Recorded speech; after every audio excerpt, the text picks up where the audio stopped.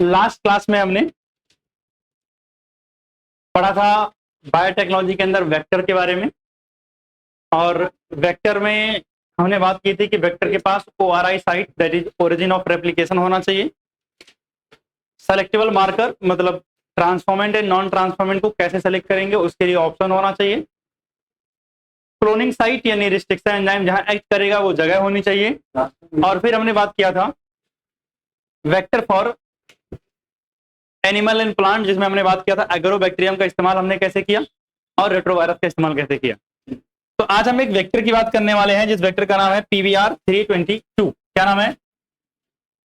Vector. और उस vector का नाम क्या है? PBR 322। कौन सा? PBR 322। हाँ, अगर हम बात करें तो बस आगे जैसे जहां लिखे थे वही से आगे चल रहा है। तुमको ट्रांसफॉर्मेशन या इन सब टॉपिक में क्या करना है? हेडिंग डालना है क्या? PBR 322। मैं हेडिंग क्या डाल रहा हूँ? देखो मैं भी वही हेडिंग डाल रहा हूँ, मैं कुछ हेडिंग दूसरी बदल के डाल रहा हूँ। तो जो हेडिंग मैं डाल रहा हूँ वही हेडिंग आपको डालनी है। टॉपिक का नाम क्या है? PBR 322। अब PBR 322 एक वेक्टर ही है, तो ऑब्वियसली हम वेक्टर ही पढ़ रहे हैं, बट वेक्टर में हमें इसके बारे में थोड़ी जानकारी चाहिए थी, ले रहे हैं। डायग्राम था तो बना रहे हैं, और क्या। तो अगर हम बात करें बच्चे PBR 322 की, तो P stand for plasmid. PBR के अंदर P का मतलब किससे है? किससे है P का मतलब? प्लाज्मिड से। P का मतलब किससे है? पॉलीवर। और R का मतलब किससे है? रोड्रिग्स। और 322 क्या है? Sample number. क्या है? Sample number. यानी PBR 322 हमने लैब में एक वेक्टर बनाया है जिसका सैंपल नंबर कितना था? 322 था। बनाया किसने है? रॉड्रिग्स एंड बॉलीवर ने बनाया है। और है क्या? एक प्लाज्मिड है, मतलब वेक्टर फॉर बैक्टीरिया। किसके लिए इस्तेमाल करेंगे इसका? बैक्टीरिया के लिए। अब सुनना, इस वेक्टर का डायग्राम बहुत इंपॉर्टेंट है क्योंकि हम बहुत सारी जगहों पर इस वेक्टर के डायग्राम से रिलेटेड क्वेश्चंस करते हैं, और या फिर कई बार डायरेक्टली डायग्राम बनाने के लिए आ जाता है, और बहुत बार डायग्राम बना हुआ आएगा, लेबलिंग के लिए आएगा, या फिर इससे रिलेटेड क्वेश्चंस कुछ पूछ लेंगे वो। ठीक है ना? अब मेरी बात सुनना ध्यान से। जैसे अगर मैं बात करूं इस पूरे वेक्टर के अंदर, तो आपको जो अलग अलग कलर से जगहें दिख रही हैं, ये है साइट जहां पर रिस्ट्रिक्शन एंजाइम क्या करता है? कट लगाता है। तो जैसे अगर मैंने यहां लिखा बाम H1 दिख रहा है ना, तो मतलब ये वो जगह है जहां पर बाम H1 रिस्ट्रिक्शन एंजाइम जाएगा और इधर से कट करके इस टुकड़े को निकाल देगा। मतलब रिस्ट्रिक्शन एंजाइम जिस जगह पे कट करता है उसे अलग अलग कलर से with name of the enzyme दिखाया गया है। तो सबसे पहले अगर मैं इस पिंक वाली जगह की बात करूं, ये वाला, तो यहाँ कौन एंजाइम काम कर सकता है? एक तो बाम H1 काम कर सकता है और एक सेल 1 काम कर सकता है। ये दोनों एंजाइम इस जगह पर कट लगा सकते हैं। अगर हम बात करें अगली साइड ब्लू, यहां पर कुछ नहीं है। अगला देखोगे ग्रीन वाला, तो ग्रीन वाली ये जगह ऐसी है जहां पर कौन एंजाइम काम करेगा? PVU सेकंड काम करेगा। और यहीं पर आपको दिख रहा है ROP। ROP एक प्रोटीन होता है, उसकी बात अभी हम थोड़ी देर में करेंगे, बट इस समझो ORI अगली साइड है मेरी। ORI क्या होता है? Origin of replication. मतलब ये वो पोजीशन है इस वेक्टर के अंदर जहां से रेप्लिकेशन क्या होगा? स्टार्ट होगा। तो अगर मैं बात करूं, पहली बात मेरी क्या था? एक वेक्टर के अंदर क्या होना चाहिए? ORI साइट होना चाहिए। तो ORI साइट तो है इसके पास। दूसरी बात ये था कि किसी वेक्टर के अंदर क्या होने चाहिए? आपके रिस्ट्रिक्शन एंजाइम को कट करने के लिए जगह होनी चाहिए, यानी क्लोनिंग साइट होनी चाहिए। तो देखो यहाँ बाम H1, साल 1, यहाँ PVU1, यानी अलग अलग एंजाइम कट लगा सकते हैं, यानी क्लोनिंग साइट भी यहाँ मौजूद है। अब एक देखना है कि सेलेक्टेबल मार्कर है कि नहीं है। अभी जब आएगा तो बताऊंगा कि हाँ है कि नहीं। अगला देखो, अगर ये वाला पिंक कलर वाली साइड देखोगे तो यहाँ आपको पता है एक एंजाइम PST1 और PVU1 काम कर सकता है। इस वाले ब्लू वाले साइड पर 3 एंजाइम काम कर सकते हैं, EcoR1, CLA1 और हिंद थर्ड। तो पहली बात तो लेबलिंग आपको पता होना चाहिए। ये सारे नाम क्या है? रिस्ट्रिक्शन एंजाइम के हैं, और वो जगहें क्या है जहां रिस्ट्रिक्शन एंजाइम एक्चुअली में कट लगाएगा। क्लियर बात? अब अगर आप देख पा रहे हो तो दो जगह पर कुछ बातें लिखी हुई, लिखा हुआ है TETR और एक जगह लिखा है क्या? AMPR। आपको याद हो तो जब मैं सेलेक्टेबल मार्कर आपको पढ़ा रहा था तो मैंने बताया था सेलेक्टेबल मार्कर में हम एंटीबायोटिक रेजिस्टेंस जीन का इस्तेमाल करते हैं, और उसमें मैंने कुछ एंटीबायोटिक्स का नाम लिखाया था, एम्पिसिलिन, टेट्रासाइक्लिन, कैनामाइसिन, क्लोरेम्फेनिकोल, याद है ना, ये एंटीबायोटिक्स थे। अब एएमपीआर का मतलब क्या होता है? Ampicillin resistant. क्या होता है एएमपीआर का मतलब? Ampicillin resistant. यानी अगर मुझे कहीं ऐसे एएमपीआर लिखा हुआ मिल जाए तो इसका मतलब क्या होगा? Ampicillin resistant. Ampicillin resistant. Sir क्या मतलब हुआ एम्पिसिलिन रेजिस्टेंट का? मतलब ये हुआ कि अगर ये वाला प्लाज्मिड किसी बैक्टीरिया के शरीर में मौजूद है और मैं उस बैक्टीरिया को एम्पिसिलिन एंटीबायोटिक से मारने की कोशिश करता हूं तो वो नहीं मरेगा। क्यों? क्योंकि उसके पास क्या है? एम्पिसिलिन रेजिस्टेंट है। और अगर बात करूं तो वहां दूसरी जगह लिखा हुआ क्या? TET R. इसका मतलब क्या हुआ? Tetracycline resistant.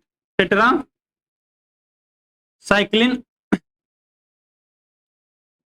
रेजिस्टेंट।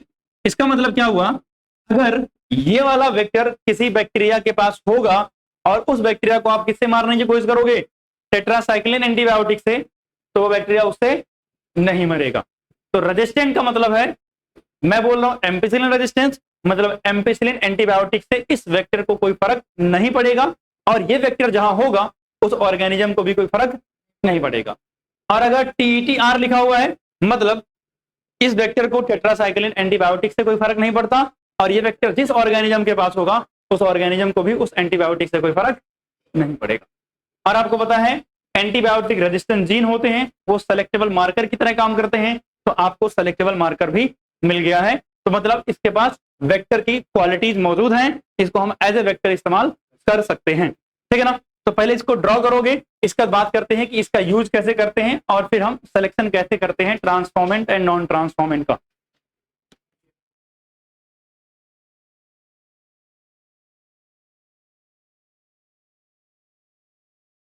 तो जो है अब हेडिंग डालेंगे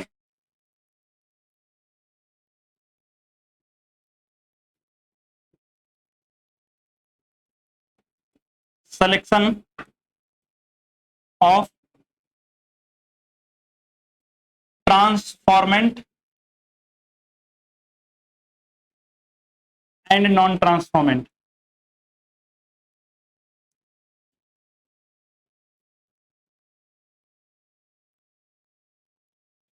selection of transformant and non transformant.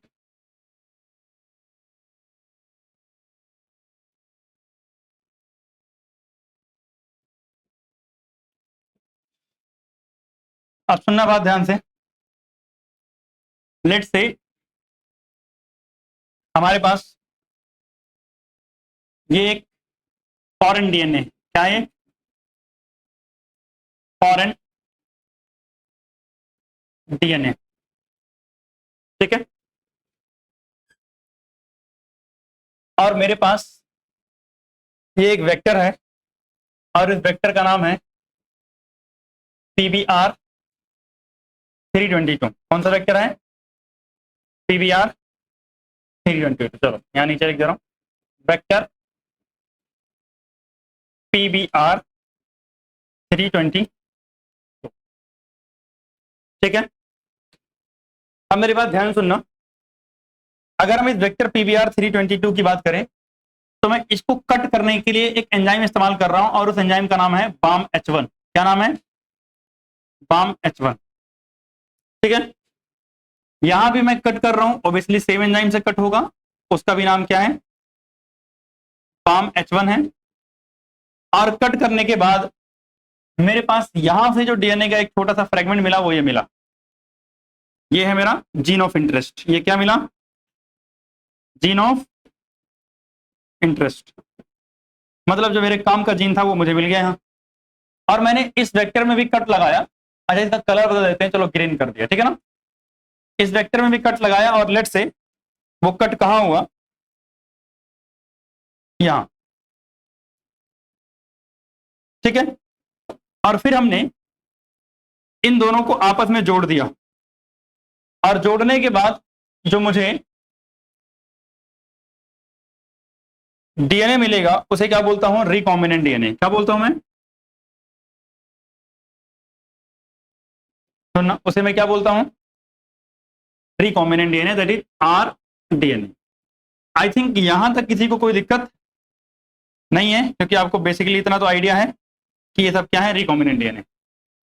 अब मैंने क्या किया, ये जो रिकॉम्बिनेंट डीएनए था ये मुझे पहुंचाना था किसी एक बैक्टीरिया की बॉडी में। कहां पहुंचाना था? किसी एक बैक्टीरिया की बॉडी में। तो मेरे पास बैक्टीरिया की पूरी एक कॉलोनी थी। बैक्टीरिया क्या थी? एक कॉलोनी। उस कॉलोनी के अंदर मैंने ये वेक्टर पहुंचा दिया। जैसे मान लिया मेरे पास ये कॉलोनी है पूरी, ठीक। इस कॉलोनी के अंदर मेरे पास बहुत सारे बैक्टीरिया हैं। क्या है? बहुत सारे बैक्टीरिया। और कौन कौन से बहुत सारे बैक्टीरिया है ये भी देख लेते हैं। तो जैसे हमारे पास लेट से एक बैक्टीरिया की कॉलोनी, मतलब एक बैक्टीरिया ये है, एक बैक्टीरिया ये पड़ा हुआ है, और एक बैक्टीरिया ये पड़ा हुआ है, ठीक है ना। अब सुनना मेरी बात ध्यान से। इसमें से ये जो मेरा वेक्टर था ये इस एक बैक्टीरिया ने एक्सेप्ट कर लिया। क्या कर लिया? इस एक बैक्टीरिया ने एक्सेप्ट कर लिया। ये लो, अब मैं इसको क्या कर दे रहा हूँ, थोड़ा छोटा कर दे रहा हूँ क्योंकि यहाँ एडजस्ट करवाना है। तो ये लो, यहाँ पे पहुंचा दिया मैंने इसको। अब एक बैक्टीरिया ऐसा था जिसने ये वाला डीएनए एक्सेप्ट कर लिया। भाई साहब जहां आप कर रहे हो वहां इतना सेपरेशन थोड़ी होगा कि ये वाला सब अलग दिखे, क्योंकि सब मौजूद होगा वहां। तो मान लिया किसी एक बैक्टीरिया ने मेरा ये वाला डीएनए एक्सेप्ट कर लिया, प्लाज्मिड, ठीक है ना, और एक बैक्टीरिया ने कुछ भी नहीं लिया। अब सुना ध्यान से, ये जो प्रोसेस है इस प्रोसेस को बच्चे हम बोलते हैं ट्रांसफॉर्मेशन। क्या बोलते हैं? ट्रांसफॉर्मेशन। अब आप मुझे ये बताओ कि इन तीनों बैक्टीरिया में से किसके पास, किसने कोई डीएनए, फॉरेन डीएनए एक्सेप्ट किया है? इन दोनों ने। बाकी इसने किसी फॉरेन डीएनए को एक्सेप्ट नहीं किया है। तो सुना ध्यान से, तो जो फॉरेन डीएनए को एक्सेप्ट नहीं करता है उसको बोलते हैं बच्चे नॉन ट्रांसफॉर्मेंट। क्या बोलते हैं उसको हम? नॉन ट्रांसफॉर्मेंट, ठीक। इस वाले ने फॉरेन डीएनए एक्सेप्ट किया है और ऊपर से कौन सा, रिकॉम्बिनेंट डीएनए एक्सेप्ट किया है, तो इसको बोलते हैं ट्रांसफॉर्मेंट। क्या बोलते हैं? ट्रांसफॉर्मेंट और रिकॉम्बिनेंट, क्योंकि क्या एक्सेप्ट किया इसने? रिकॉम्बिनेंट डीएनए एक्सेप्ट किया। सही बात है। ये वाले ने क्या किया है, ये वाला ट्रांसफॉर्मेंट तो है लेकिन क्या ये रिकॉम्बिनेंट है? यानी इसने फॉरेन डीएनए तो एक्सेप्ट किया है लेकिन क्या रिकॉम्बिनेंट डीएनए एक्सेप्ट किया है? भाई क्या किया है इसने? रिकॉम्बिनेंट डीएनए एक्सेप्ट किया है क्या? नहीं ना, इसने तो बाहर का कोई डीएनए एक्सेप्ट किया है। सही बात है, इसने क्या किया है? बाहर का कोई डीएनए एक्सेप्ट किया है, इसलिए हम इसको रिकॉम्बिनेंट नहीं बोलते हैं, नॉन रिकॉम्बिनेंट बोलते हैं। अब इस पूरे मीडियम के अंदर ये सब मौजूद हैं। ये क्या है? सब मौजूद हैं। मुझे इनमें से सेलेक्ट करना है कि कौन ट्रांसफॉर्मेंट है, कौन ट्रांसफॉर्मेंट रिकॉम्बिनेंट है, कौन ट्रांसफॉर्मेंट नॉन रिकॉम्बिनेंट है। तो यही सिलेक्शन कैसे करेंगे वही हमें पढ़ना है। एक मिनट जस्ट।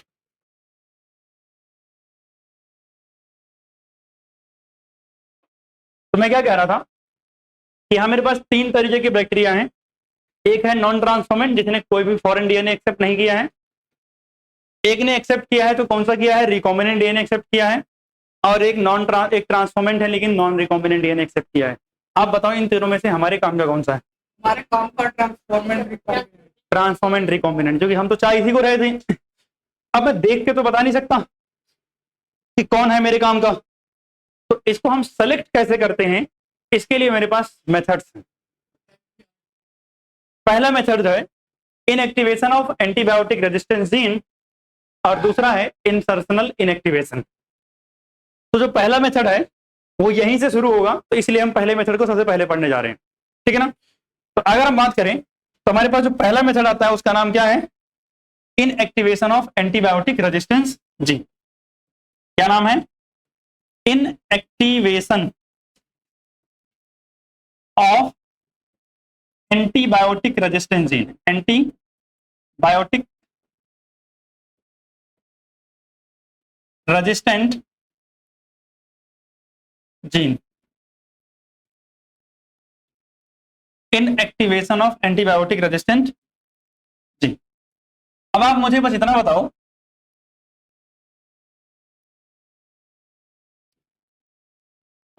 इस मेथड से आपको क्या समझ में आ रहा है कि सर कोई एंटीबायोटिक रेजिस्टेंस जीन होगा और उसको हम इनएक्टिवेट कर देंगे।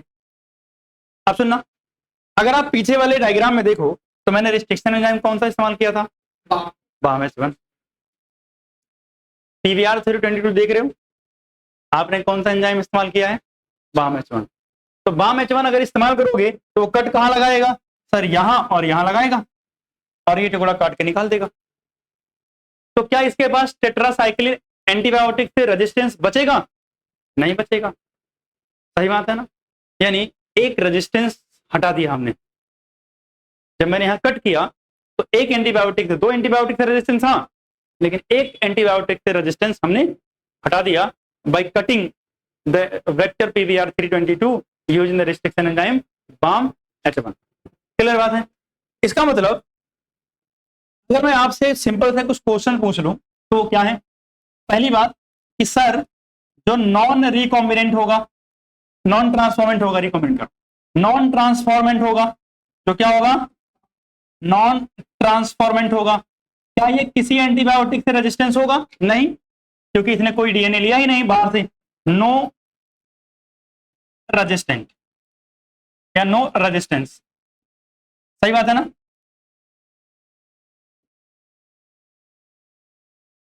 No resistance. क्लियर बात है? अगर दूसरी बात करूं तो मेरे पास है ट्रांसफॉर्मेंट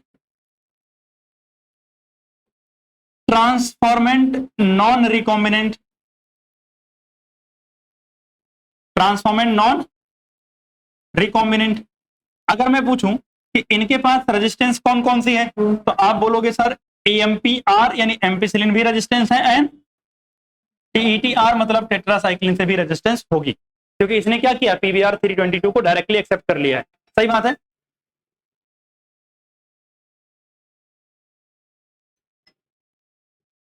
क्या कॉल आते रहते हैं आजकल।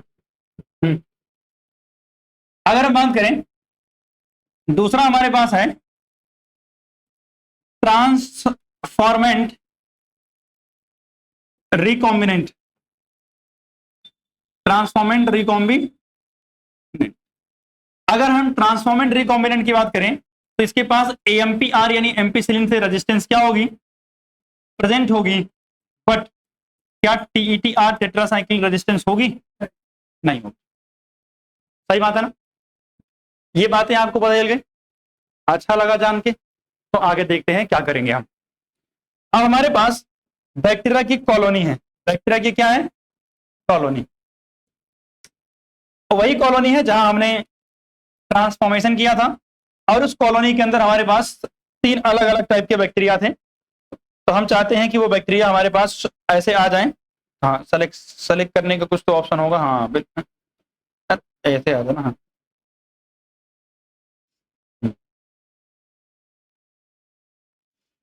कॉपी वहां पेस्ट हो जाएगा क्या? आजकल हो ही नहीं रहा, यही तो समस्या है। क्लिप बोर्ड बना ही लो ना, वही तो कह रहा हूँ यार। चल, तो लेट से मान लेते हैं ये मेरे पास बैक्टीरिया की एक कॉलोनी हो गई, ये बैक्टीरिया की दूसरी कॉलोनी हो गई और ये बैक्टीरिया की तीसरी कॉलोनी हो गई। और इसलिए एक बैक्टीरिया नहीं होगा, बहुत सारे होंगे, मैं तो एक बना रहा हूँ, ठीक है ना? अब इस कॉलोनी में पूरा ग्रीन है, मतलब ये क्या है? ट्रांसफॉर्मेंट बट नॉन रिकॉम्बिनेंट है ना? और ये वाली कॉलोनी में कुछ नहीं है और इस वाली कॉलोनी में ग्रीन के साथ साथ ये पिंक वाला है, मतलब ये कहता है रिकॉम्बिनेंट है, ठीक है ना? अगर बात करूं मैं, शॉर्ट में थोड़ा नाम लिख दूं तो इसको बोलूंगा ट्रांसफॉर्मेंट नॉन रिकॉम्बिनेंट, TNR लिख दूं। इसको लिख रहा हूं नॉन ट्रांसफॉर्मेंट एंटी, और इसके अलावा TN, सॉरी ये ट्रांसफॉर्मेंट नॉन रिकॉम्बिनेंट था ना? तो ट्रांसफॉर्मेंट नॉन रिकॉम्बिनेंट को क्या लिखे? ठीक सही तो लिखा था, चाहिए ट्रांसफॉर्मेंट रिकॉम्बिनेंट TR। हाँ, ट्रांसफॉर्मेंट और रिकॉम्बिनेंट, तो शॉर्ट में लिख दिया मैंने। अब हमें देख के तो पता चलता है नहीं ये कौन कहाँ है, तो हम क्या करेंगे, इस कॉलोनी के अंदर सबसे पहले एक एंटीबायोटिक डालेंगे और उसका नाम है एम्पिसिलिन। AMPR नहीं लिखा है, एम्पिसिलिन एंटीबायोटिक है। क्या है एम्पिसिलिन? एंटीबायोटिक। तो जब मैं इस कॉलोनी में एम्पिसिलिन एंटीबायोटिक डालूंगा तो बताओ कौन कौन मर जाएगा?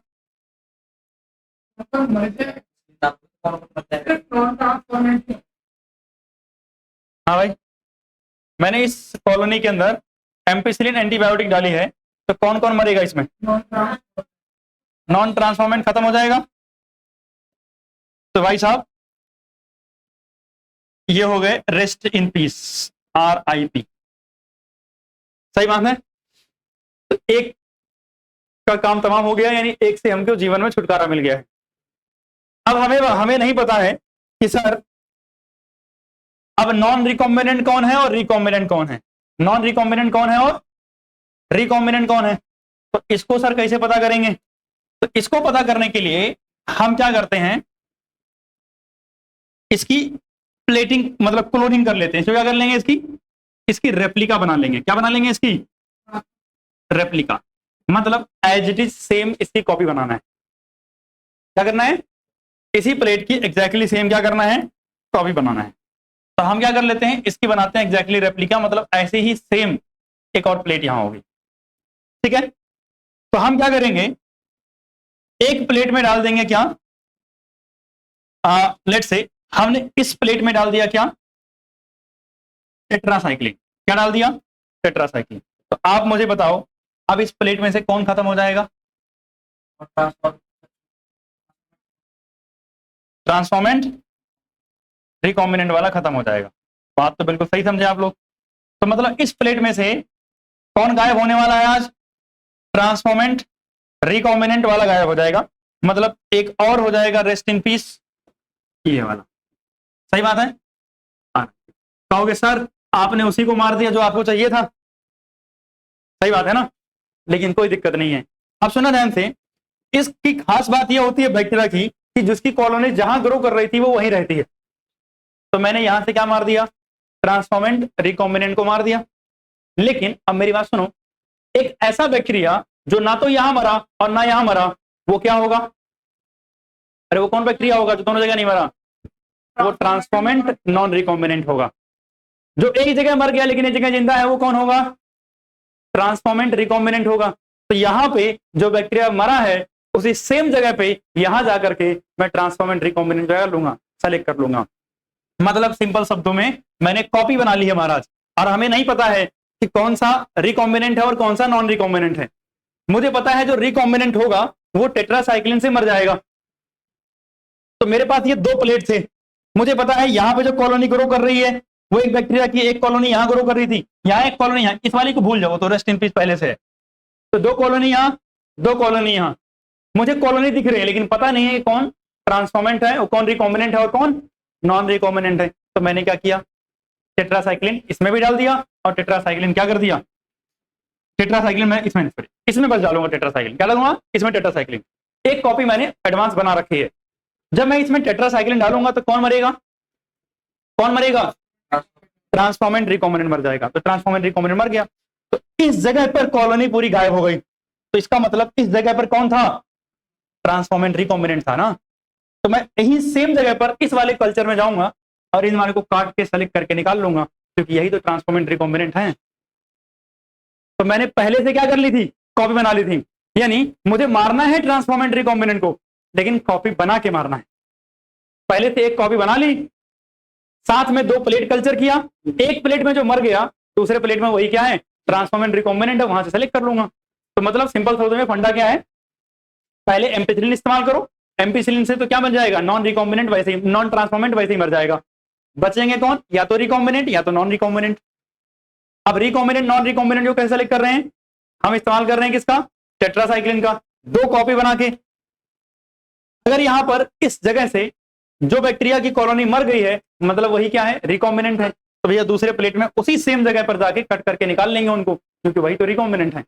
हमारा काम क्या था, सिलेक्शन करना ना, रिकॉम्बिनेंट और नॉन रिकॉम्बिनेंट का, तो सिलेक्शन तो कर लिया। सही बात है ना। लेकिन अगर आप बताओ क्या ये प्रोसेस आसान लग रही है, कॉम्प्लिकेटेड भी लग रही है, सुनने में भी और समझने में भी और करने में भी। इसीलिए इस प्रोसेस का एक अल्टरनेट ऑप्शन भी है, ठीक है ना। तो इसको पहले लिखोगे, उसके आगे चलते हैं।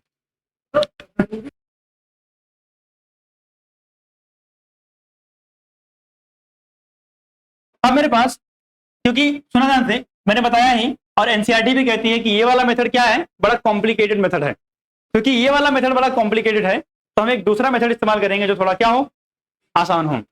तो जो थोड़ा आसान हो उस मेथड का नाम है इंसर्शनल इनएक्टिवेशन। क्या नाम है? Insertional inactivation. Insertional inactivation. अब सुनना इसमें क्या है। इसमें इन्होंने कहा कि भैया देखो आप पीबीआर 322 का इस्तेमाल कर रहे थे ना, क्या भैया एक काम करो, पहले वेक्टर बदल दो।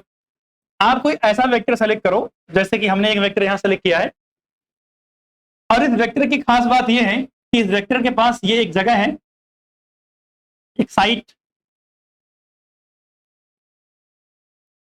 इस साइड पर एक जीन है। इस साइड पर क्या है? एक जीन।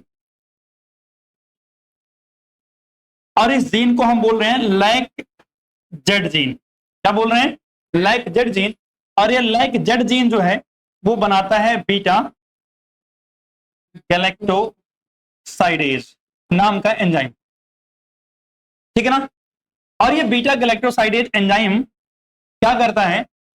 एक्स गाल नाम का एक सबस्ट्रेट है। क्या है? एक सबस्ट्रेट, रॉ मटेरियल समझते हो ना? एक्स गाल नाम का क्या है? रॉ मटेरियल या सबस्ट्रेट है। ये बीटा गैलेक्टोसाइडेज इस एक्स गाल का इस्तेमाल करके क्या बनाता है? ब्लू कलर प्रोड्यूस करता है। क्या प्रोड्यूस करता है? ब्लू कलर यानी नीला रंग प्रोड्यूस करता है।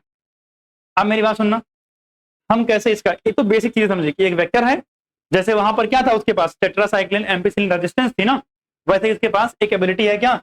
जीन लाइक जेड है, और लाइक जेड कलर बना सकता है। कलर कैसे बनाता है? वो बनाएगा एक एंजाइम बीटा गैलेक्टोसाइडेज। जब उस जहां पर बैक्टीरिया ग्रो कर रहा है उस कॉलोनी में आप एक्स गाल नाम का एक केमिकल डाल दोगे, तो बीटा गैलेक्टोसाइडेज उस केमिकल को ब्लू कलर के कॉलोनी में कन्वर्ट कर देगा। मतलब पूरी बैक्टीरिया की कॉलोनी कैसी हो जाएगी? ब्लू कलर की हो जाएगी। ठीक, तो कलर तो हम देख पाते हैं, वहां प्रॉब्लम क्या थी? आप देख नहीं पा रहे थे रिकॉम्बिनेंट कौन है, नॉन रिकॉम्बिनेंट कौन है, लेकिन आप कलर तो पहचान सकते हो। तो यहाँ कलर की हेल्प से हम आइडेंटिफाई करेंगे। और कैसे करेंगे? सुना ध्यान से, इसको समझो।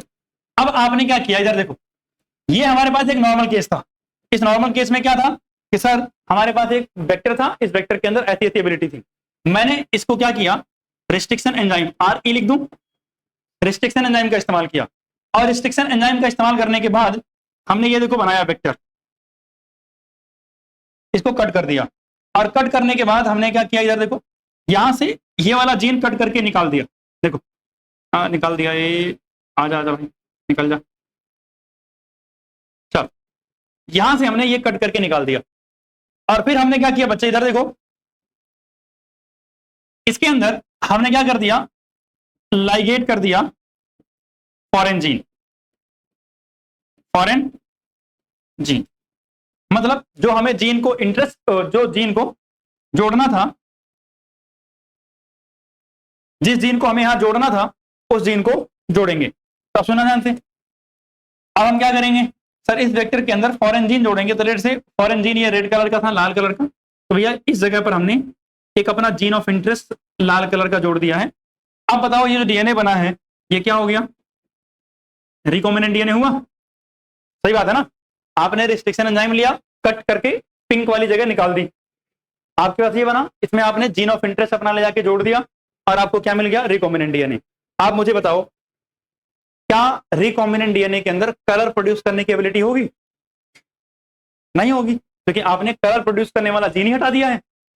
सही बात है ना? तो मतलब यहां पर फॉरेन जीन को इंसर्ट करने की वजह से कलर प्रोड्यूस करने वाला जीन क्या हो गया? इनएक्टिवेट हो गया है।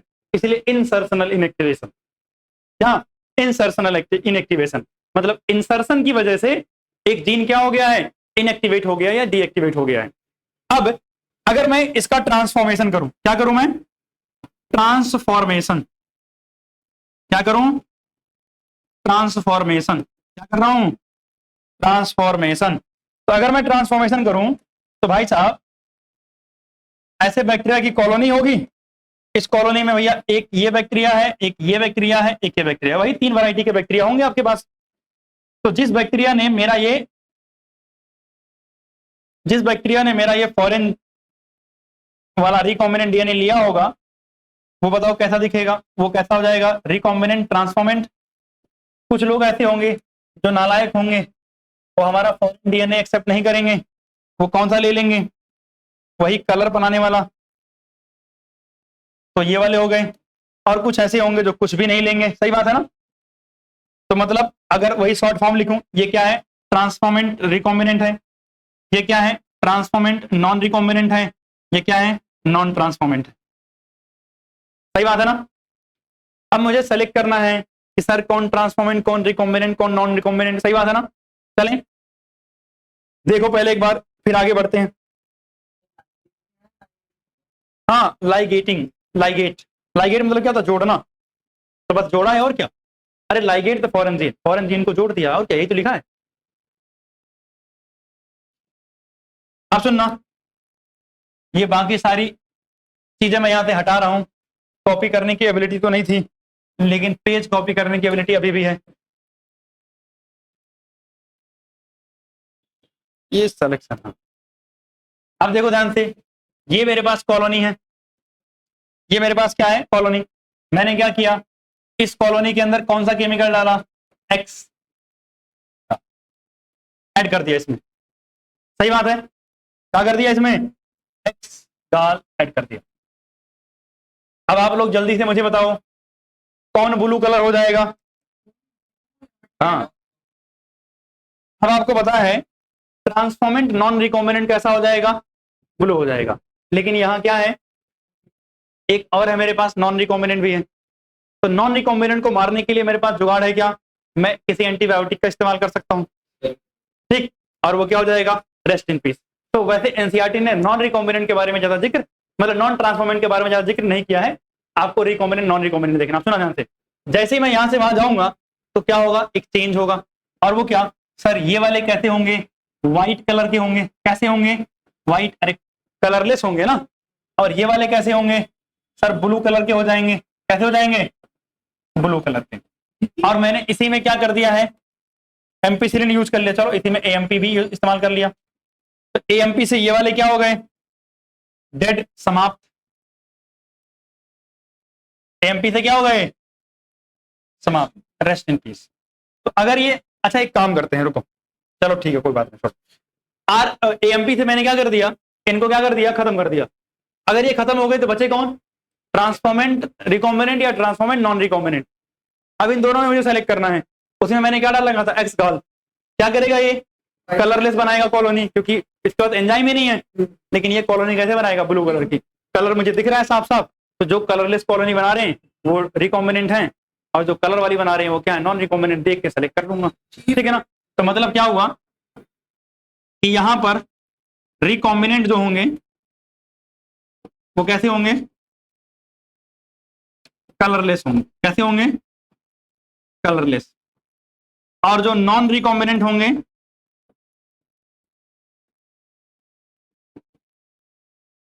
वो कैसे होंगे, कलरलेस होंगे। तो नॉन रिकॉम्बिनेंट कैसे हो जाएंगे, ब्लू कलर, नॉन रिकॉम्बिनेंट है ना, तो कैसे हो जाएंगे, ब्लू कलर। क्लियर बात। तो सुनो, ये जो एनसीईआरटी दिख रही है आपको, ये एक बार थोड़ा घर पे जाके पढ़ना है। अभी आपने जो समझा है ना उसी को लिख लिया है, उसी को क्या हुआ है, यहाँ लिखा हुआ है, उसका एक बार घर जाके पढ़ना है। और एक और बात कि संडे को आप लोगों की क्लास है, संडे को क्या है आप लोगों की, बायो की क्लास होगी। क्योंकि ये चैप्टर में जो बाकी पोर्शन बच रहा है वो, क्योंकि वेडनेसडे क्लास हो नहीं पाई थी, तो वो पोर्शन खत्म करेंगे। ज्यादा कुछ बचा नहीं है, मतलब एक सवा घंटे का बचा है, जो भी टाइम लगेगा खत्म करेंगे उसको। नहीं होगी क्लास, क्यों नहीं होगी, मतलब कह रहा हूँ पिछले वेडनेसडे क्लास नहीं हुई थी, इसी वजह से संडे जो क्लास रखी गई, ठीक है ना। इसको एक बार रीड कर लेना, बाकी मिलते हैं अगली क्लास में।